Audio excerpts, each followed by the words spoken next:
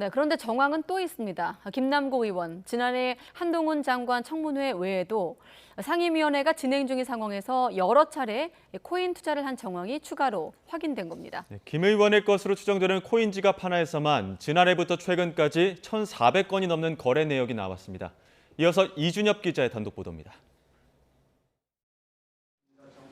YTN이 김남국 의원의 것으로 추정되는 코인 지갑을 분석한 결과 김 의원의 코인 투자는 한 해 전 한동훈 장관 청문회에 국한되지는 않았던 것으로 보입니다. 저녁 7시 40분이 넘어 마무리된 지난 3월 27일 국회 법제사법위원회. 정순신 국가본부장 낙마와 관련해서 국민적 비판 여론 높은 거 아시죠, 법무장관님? 인사검증 저희 정부에 처음 시작한 게 아니잖아요. 아니요. 그동안에 있어 어떤 사과라든가 책임 표명 한 번도 없었어요. 저녁 7시 19분부터 22분까지 불과 3분 동안 모두 5차례에 걸쳐 특정 탈중앙화 거래소에 코인을 예치하거나 다른 가상화폐로 대체했습니다. 가상자산을 예치하면서 발생하는 이자 수익을 노렸다는 해석이 나옵니다. 지난해 11월 7일 법제사법위원회가 한창인 와중에도 비슷한 방식의 코인 투자를 이어갔습니다. 서로 다른 코인을 여러 차례 예치한 정황이 확인된 겁니다. 김 의원이 직접 논란이 된 위믹스 코인을 거래한 것으로 보이는 내역도 파악됐습니다.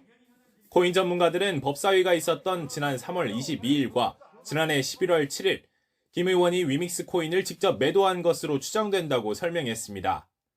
국회의원이 상임위 활동 중에 수익을 노린 투자 활동을 했다면 징계 대상에 오를 수도 있습니다. 김남국 의원은 이 밖에도 지난해 5월 26일 법사위 산회 직후 또 지난 3월 29일 정정미 헌법재판관 후보자 청문회 산회 직후에도 코인 지갑에 흔적을 남겼습니다. YTN 취재 결과 코인 지갑 하나에서만 이 같은 코인 거래와 투자 활동이 적어도 1,400여 건에 이르는 것으로 나타났습니다. 김 의원의 것으로 보이는 코인 지갑 4개로 범위를 넓히면 코인 투자 활동은 크게 늘어날 수밖에 없습니다.